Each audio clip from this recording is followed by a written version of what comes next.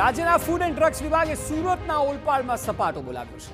Licence વગર આયુર્વેદિક દવા બનાવતી ફેક્ટરી ઝડપાઈ છે. ફૂડ એન્ડ ડ્રગ્સ વિભાગે ફેક્ટરીમાંથી 11,60,000નો મુદ્દામાલ જપ્ત કર્યો છે. ફેક્ટરીને સીલ મારીને 15 નમૂના લેબ તપાસ માટે મોકલવામાં આવ્યા. આરોગ્ય સાથે ચેડા કરવા મામલે આરોગ્ય વિભાગે કાર્યવાહી હાથ ધરી છે.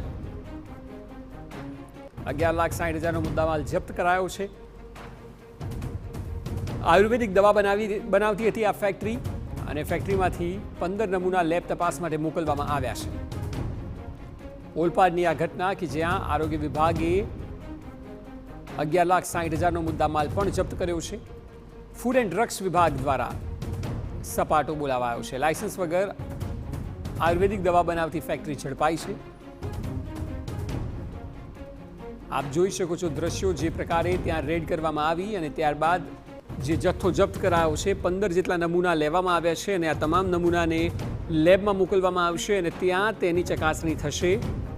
જે પ્રકારના પેરામીટર્સ નિયમો અંતર્ગત બનાવટ થાય છે તે નિયમો ચકાસવામાં આવશે. લેબનું ટેસ્ટિંગ સૌથી મહત્વનું. વધુ માહિતી આપી રહ્યા છે સંવાદદાતા મેહુલ.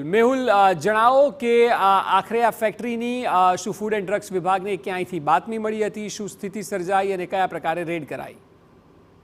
જી બિલકુલ, સુરત જિલ્લાના ઓલપાડ તાલુકાના માસવા ગામની સીમમાં એક લાયસન્સ વગર આયુર્વેદિક બનાવટનું ઉત્પાદન કરતી ફેક્ટરી ધમધમી રહી હોય તેવી બાતમી રાજ્યના ફૂડ એન્ડ ડ્રગ વિભાગને મળી હતી. જેને લઈને રાજ્ય ફૂડ એન્ડ ડ્રગ વિભાગે રેડ પાડી હતી. રેડ પાડતા ફેક્ટરીમાંથી 11.60 લાખનો મુદ્દામાલ ઝડપી પાડવામાં આવ્યો છે. ફેક્ટરીમાંથી શંકાસ્પદ ઉત્પાદનના 15 જેટલા નમૂનાઓ લેવામાં આવ્યા છે અને આ ફેક્ટરી સીલ કરી દેવામાં આવી છે. આયુર્વેદિકની દવામાં જે ઉપયોગી થાય છે ચૂર્ણ જેવી અલગ અલગ બનાવટ આ ફેક્ટરીમાં બનાવાતી હતી. એટલે ક્યાંક ને ક્યાંક લોકોના આરોગ્ય સાથે પણ છેડાઓ થઈ રહ્યા હતા. જેને લઈને હાલ ફૂડ એન્ડ ડ્રગ વિભાગની ટીમે કાર્યવાહી કરી છે અને કેટલાક સમયથી આ ફેક્ટરી ધમધમતી હતી. કોણ ચલાવતું હતું તે દિશામાં હાલ વધુ તપાસ હાથ ધરાઈ છે.